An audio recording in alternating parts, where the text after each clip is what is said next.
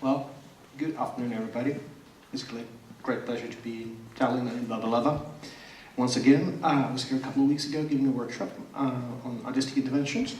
Thank you, Christina and Inge, for inviting me. Just very briefly, my background, I come from dance. I'm a dance pedagogue and performer, choreographer. I've worked for about 25 years in performing arts, in various posts, teaching a lot, and currently I work as a university lecturer in performing arts at the University of the Arts Helsinki. I'm also vice director of a research project called Arts Equal.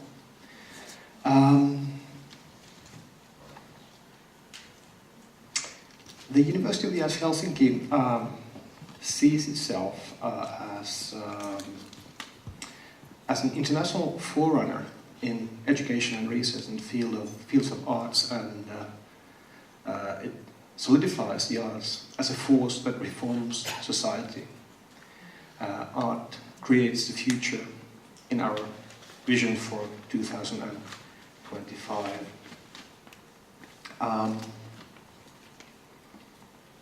Our university contributes to the cultural and societal and economic value of arts and impacts not only the field of the arts but also society at large through the expertise of its academics, graduates and research students, and also through its research initiatives, educational programs, development projects, research, reach-out activities and programs in lifelong learning. In the University of the Arts Helsinki, we acknowledge many of the economic and societal challenges that Hanna Helavuori took up yesterday. While educating high-caliber artists, art pedagogues and artist researchers, we also wish to prepare them for new opportunities that are opening up at the interface between the arts and other fields. Hence, my talk will address expanding professionalism in performing arts. I will talk about artistic interventions in organizations, but I will also move beyond artistic interventions and talk about cultural rights and cultural well-being.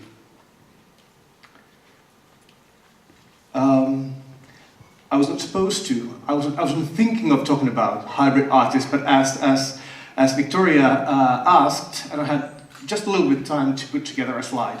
So here we have it. Expanded professionalism in the arts refers to artists, art educators, and artist researchers working in hybrid contexts at the interface between the arts and other fields. Dutch art sociologists Winkel, Gillen, and Swan define artists who work in hybrid contexts as hybrid artists. Such artists move between different spheres of society and combine flexibly autonomous and applied forms of art. The boundaries between these different forms, autonomous art and applied art, have already disintegrated in the artist's perception as well as in his or her operational environments. Now, a lot of what I will talk about today comes from research, recent research done in Arts Equal Research Initiative. It is a 6-year research project funded by the Academy of Finland's Strategic Research Council. It's the biggest research project in the arts and on art education in Finland's history. It's probably the biggest such project in the world. With equality as the starting point, more than 80 researchers in Arts Equal investigate how the arts as public service can meet societal challenges of the 2020s. With such ambition in mind, we also contribute to new knowledge on hybrid work opportunities and expanded professionalism in the arts. In the field of organizational learning, Anne Cunliffe and Mark Easterby-Smith in the United Kingdom have pointed out that across Europe there is a need for social spaces for critical reflection and learning. Such spaces are hoped to bring together professionals from different fields to reflect upon and unsettle prevailing beliefs and practices. In his book, The Politics of Small Things, The Power of the Powerless in Dark Times, the American sociologist Jeffrey Goldfarb presents a captivating analysis on what made possible the fall of communism in the Eastern Bloc in Europe. Goldfarb is interested in spaces that enable the resistance to arise and flourish during the Iron Curtain. Among such spaces, he identifies private kitchens and, quote, the kitchen table in Poland and elsewhere in the Old Bloc as a free zone where one could speak up one's mind without concern about the interaction between the official and the unofficial. Goldfarb's observation has made me think about how the arts could create similar kind of performative spaces for informal learning. Performative spaces that gather people together and engage them in vigorous co-reflection and co-creation of new ideas. Why do we need such social spaces? Where do we need kitchen tables to sit around? Today, social restructuring, sustainability gap, cultural fragmentation, exclusion due to inequality, political polarization, mental illnesses, health issues, and global warming are complex problems that our societies are facing. As such, they are growing societal, environmental, and also economic challenges for many countries in the European Union, in the United States, and elsewhere. So the kind of social spaces for learning that Cunliffe and Easterby-Smith talk about are needed to tackle problems that C.W. Churchman called wicked already in 1967 in his article in Management Science. Such problems are notoriously complicated, for their requirements are often incomplete, contradictory, or frequently changing. The challenge for organizations is how to engage people from different cultural contexts and backgrounds to work together to find solutions for complicated challenges such as global warming, social exclusion, integration of immigrants, and active citizenship. Now, we all know, throughout history, the arts have fought against bleakness and social nausea. For the arts invite people to participate in experiencing the world from new and unexpected perspectives. Art surprises us. Arts generate pleasure and joy. They stimulate reflection and encourage social dialogue. In today's society, where political polarization is growing in many countries, the arts have an especially important role to play, more important than ever perhaps. And yes, artists and the arts are increasingly called upon to create value for other fields outside the arts.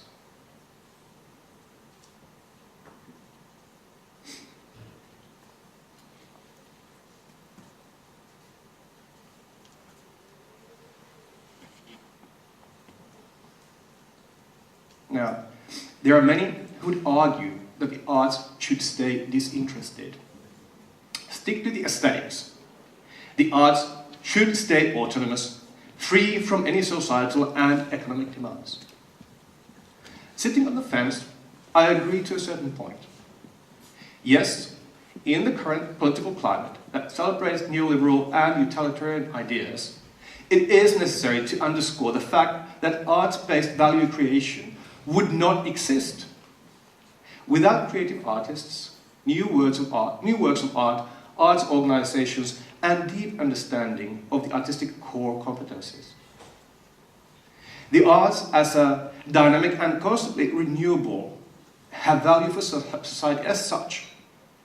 For art to evolve, it needs freedom, just like scientific research does. However, the arts and art education do not need to stay disinterested in the face of challenging societal, cultural, environmental, and economic problems. As a matter of fact, the arts and art education should not remain disinterested in the face of such problems.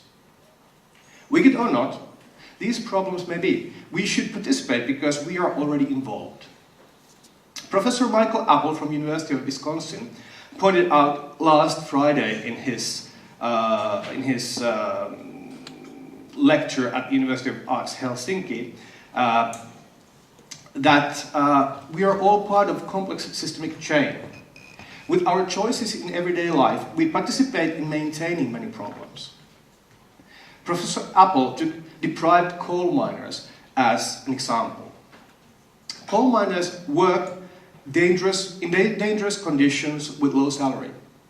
They die from work-related illnesses while producing energy that we use to operate our computers. For us to make money, they lose their lives. It should not be our guilt that drives us to participate in tackling big problems. We should participate because we are in debt to do so, Professor Apple explained. I agree with him that we should participate in solving challenging problems to pay our debt, but not just to the coal miners.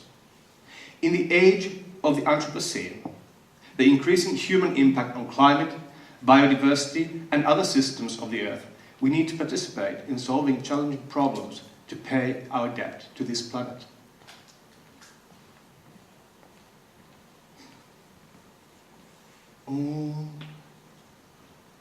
Paying debt is one thing, but I also think that in the arts, our confidence in the unique qualities of the arts and the incredible and multifaceted expertise of artists, art educators, and artist researchers should spark our motivation and build trust to contribute to collaborative and often multidisciplinary processes that address cultural, societal, environmental, and economic challenges. Here we actually have from Victoria's 25% seminar her sort of a how would you call that, arrangement, performative learning arrangement that generated a lot of discussion. And as you noticed from Victoria's presentation, in order to do that, she has been working for years, and she has been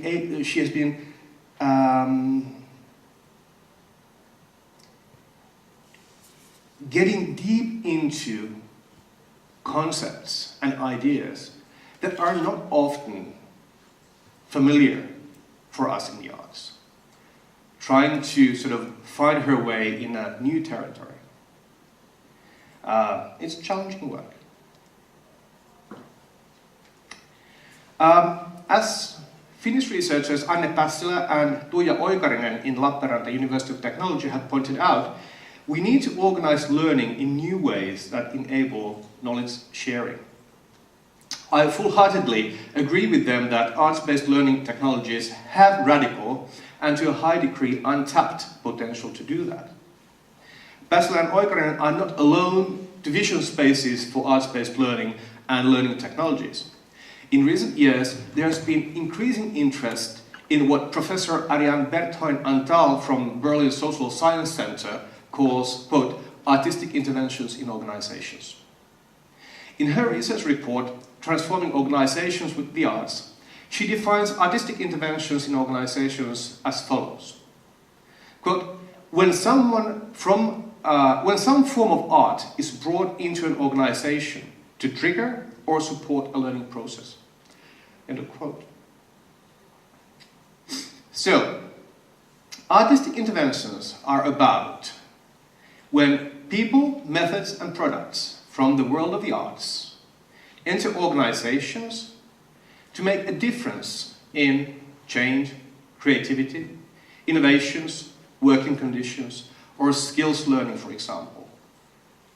The basic idea of artistic interventions is that art and artistic processes are used to create opportunities and spaces for dialogue and collaborative learning in organizations.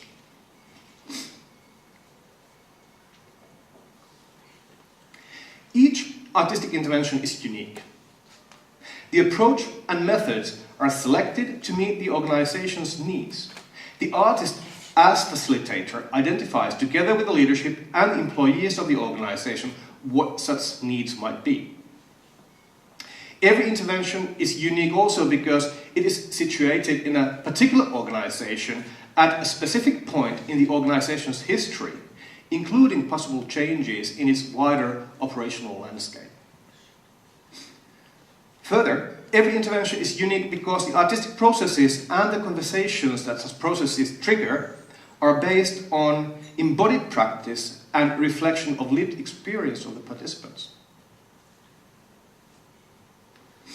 As I previously noted with Anne Passila and Professor Alan Owens from University of Chester, the idea of artistic interventions is to treat, quote, the patients as informal friends, end of quote, and use art to bring them together, quote, to let ideas intermingle, very much in line with Jeffrey Goldfarb's idea of the kitchen table as a free zone.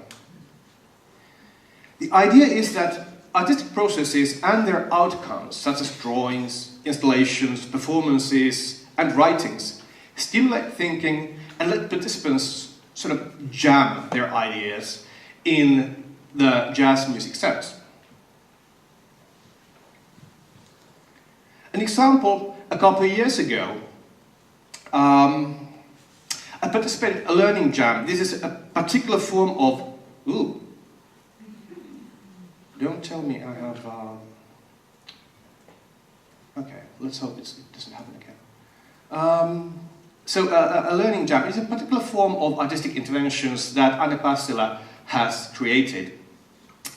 She was facilitating it with Alan Owens for a group of students and scholars during an international summer school at the Copenhagen Business School.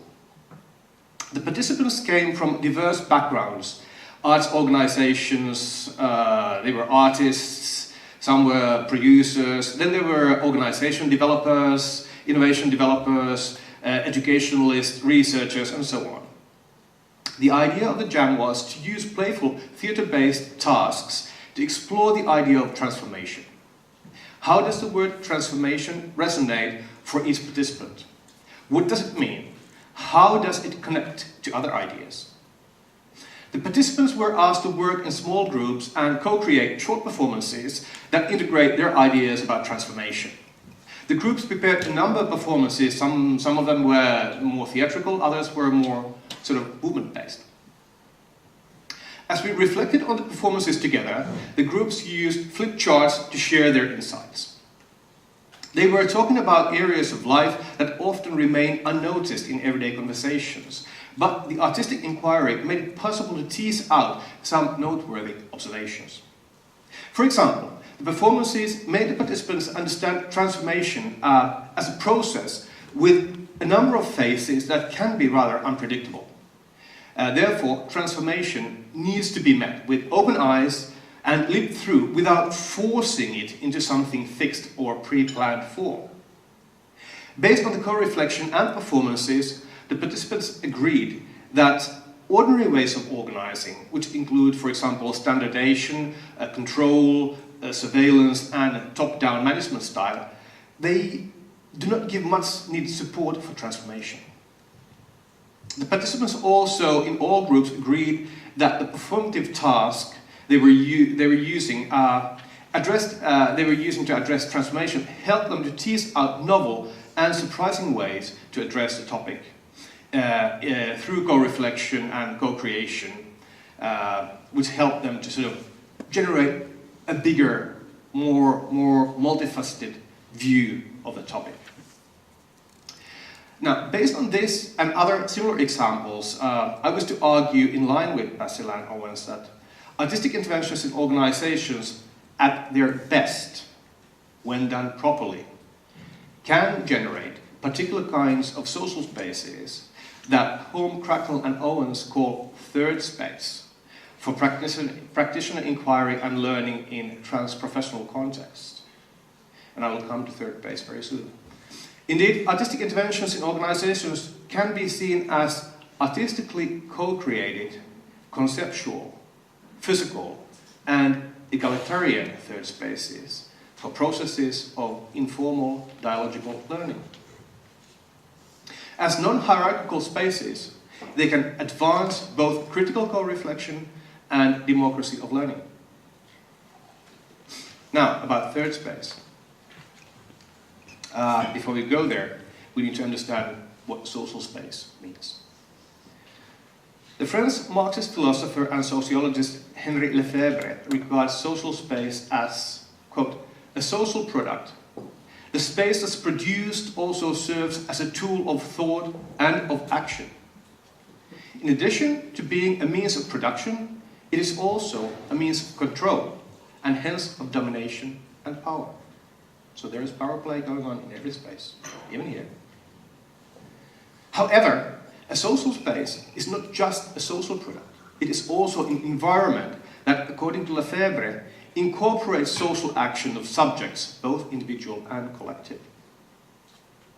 There is also a dynamic interdependence between social relations and spaces, or as Lefebvre puts it, new social relations demand a new space and vice versa.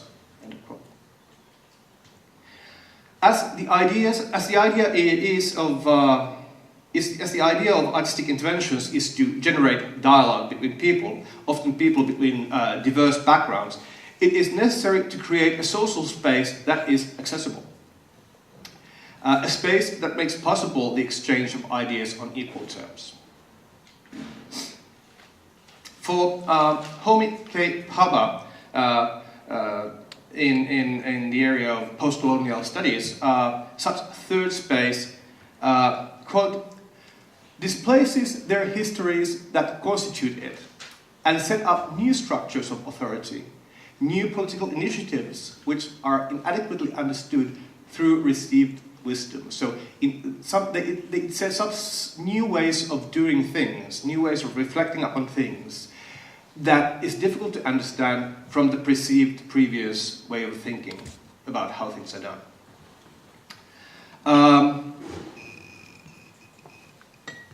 To vision this type of a space, the postmodern geographer and urban planner Edward Soya has introduced the theory of third space, which draws ideas not just from Vaba but also from Lefebvre and Foucault.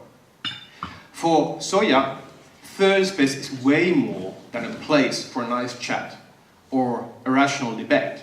It is a site where, quote, everything comes together, subjectivity and objectivity, the abstract and the concrete, the real and the imagined, the knowable and the unimaginable, the repetitive and the differential, structure and agency, mind and body, consciousness and the unconscious, the disciplined and the transdisciplinary, everyday life and unending history.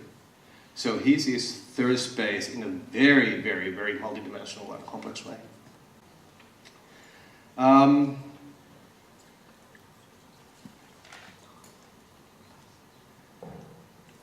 So, quoting Anne Cunliffe, arts-based third spaces help participants to, quote, construct a sense of who they are, create a shared sense of features of their organizational landscape, and how they may move others to talk or act in different ways through their dialogical practices. Of course, it is not self-evident that all artistic interventions in organizations create third spaces, or that they are successful in nurturing appreciative dialogue. For appreciative dialogue to happen, especially between participants that represent different cultures, requires sometimes lots of hard work. It is a struggle. It requires people to put aside, temporarily at least, their firm beliefs, their worldviews and values, and consider the world and the concepts of the other. Or as Soome Vaba notes, quote, in any particular struggle, new sites are always being opened up. And if you keep referring to those new sites, to old principles, then you are not actually able to participate in them fully and productively and creatively. You need to put aside your sort of firm beliefs for something new to happen. Now here comes the challenge. Is establishing a third space between the arts and other fields calls for expanded professionalism from artists, art pedagogues, and artist researchers. That is, new practical knowledge, skills, and competencies, and also a different mindset from the one in the context of pure or autonomous art. Here we have a bit of a mapping that I did some years back about some of the core competence areas in artistic interventions, including not just artistic skills and competencies, but also social skills, contextual skills, that is understanding the bigger frame, pedagogical skills, facilitation skills, research skills, as you noted from Victoria's presentation, obviously project management skills, and marketing skills.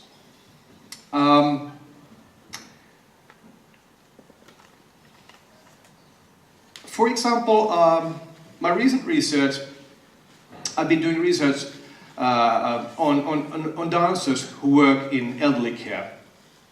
My research suggests that dancers who work in this area called dance ambassadors to socially engage and physically activate people in their late adulthood need particular expertise and particular skills and competencies, such as communication skills. That means not just ability to communicate, well, sometimes also without a shared language with participants, but also ability to justify dance-based services, their reasoning and their value to professionals in care sector and other stakeholders.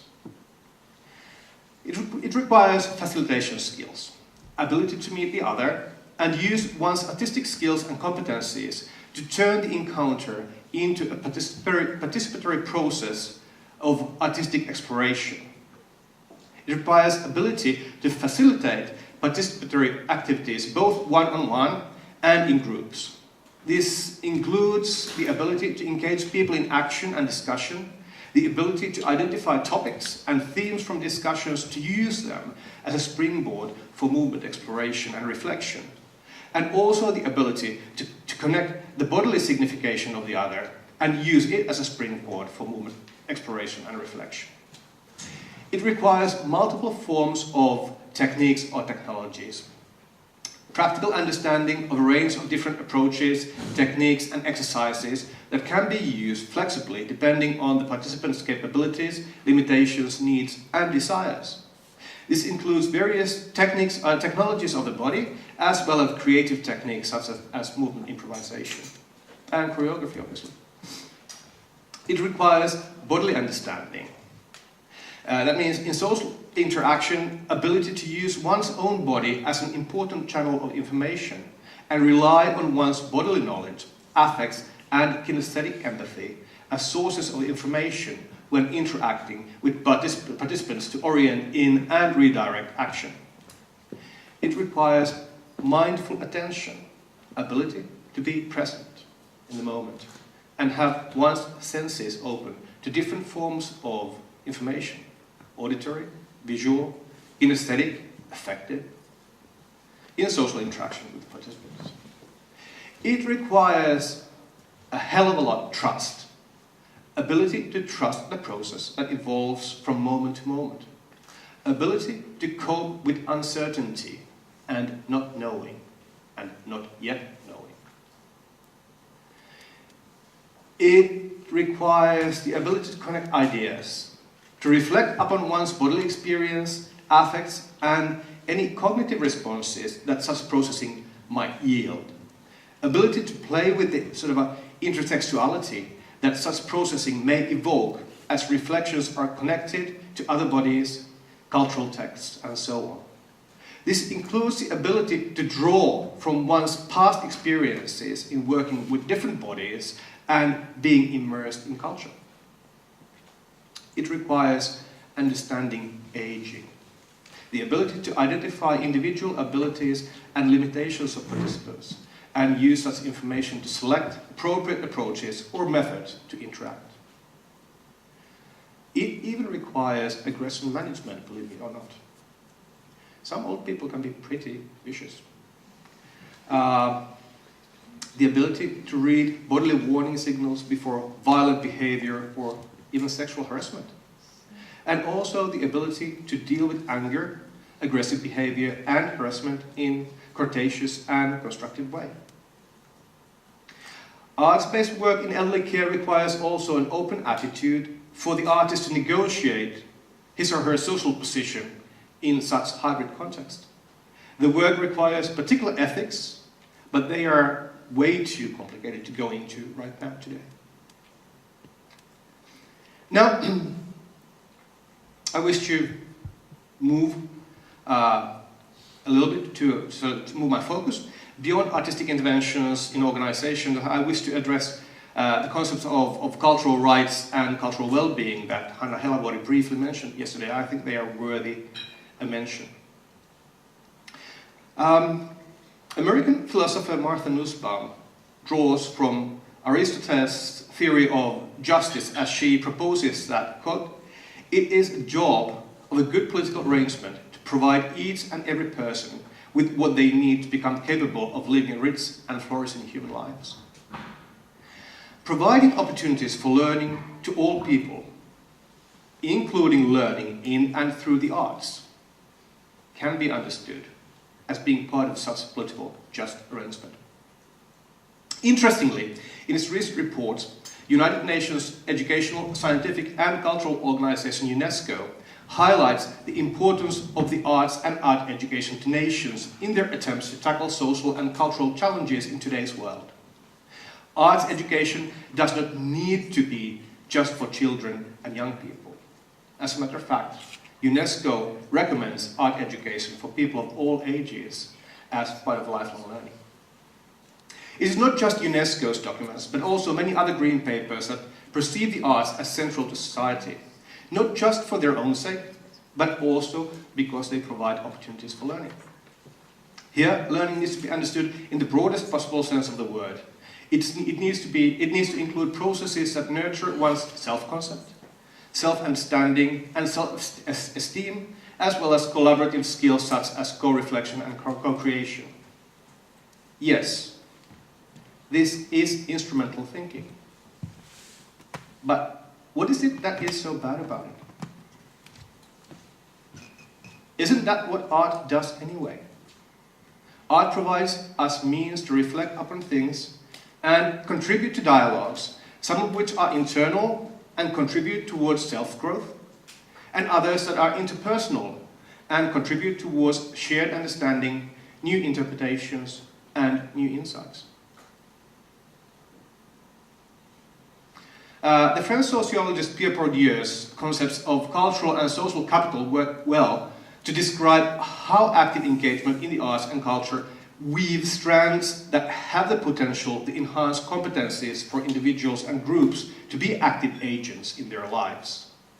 Cultural capital includes different forms of knowledge, skills, education, and advantages that a person has, which gives them a higher status in society. Some forms of cultural capital are valued over others, and they can help or they can hinder one's social mobility. Social capital can be understood as resources based on group memberships, relationships, networks of influence and support. When we talk about cultural strands of health and well-being, cultural well-being, the idea of social capital and also cultural capital can be extended to include socio-psychological phenomena such as sense of belonging and identity. From such theoretical stand, it can be proposed that the subject's sense of belonging and identity are affirmed as they engage in and identify with narratives and images that are available through arts and culture.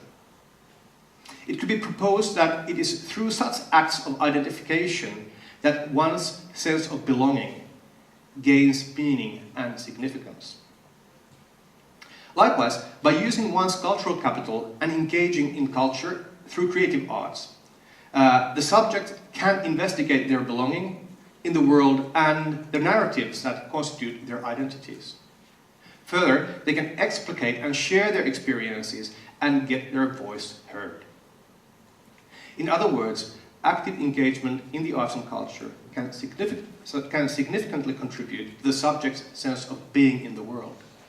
Hence, the abilities for identification, self-affirmation and self-expression, which become possible through active engagement with the arts and culture, constitute a cultural strand of health and well-being that can help, for example, to fight against alienation and social exclusion. Besides economic, social and cultural capital, there is one more form of capital which, in my view, Bourdieu sort of overlooks. But then again, I'm not a Bourdieu specialist, so I wouldn't know. Bodily capital needs to be grasped not only as physical fitness, but also as the ability to use one's body as an important channel of information. I was referring to this already when I spoke about the competencies that dancers in elderly care need. Here I'm referring to one's bodily knowledge and affects as one is aware of and reflects upon one's situationally specific body being in the world. I'm also referring to kinesthetic empathy and the ability to read bodily signs, which are both important non-verbal sources. They are both important non-verbal sources of information as one interacts with others in society. Social, cultural and bodily forms of capital that active engagement in the arts strengthens can be seen as forms of knowledge, often practical or tacit knowledge. Such forms of knowledge contribute to our ability not only to engage with and cope in the world, but also to weave a good and healthy life. They are conducive to many of the capabilities that Martha Nussbaum writes about, and therefore they have the capacity to contribute to better social well-being and quality of life of people. Now, this is why arts and art education gets interesting. Sociologists and economists argue that Finland, which is a Nordic welfare society, is gradually sliding into what's called sustainability gap. That is, more people live longer, retire, and use increasingly public health and social services, while there is not enough active workforce as taxpayers due to low birth rate and low immigration. This creates a situation where there is a need to make savings or cut in public health and social services, where costs in reactive care are remarkable. Reactive meaning here that the milk has already been spilled before anybody starts to act. For example, in Finland, one day in a psychiatric ward costs per inpatient more than 400 euros to society. One day for one inpatient, more than 400 euros.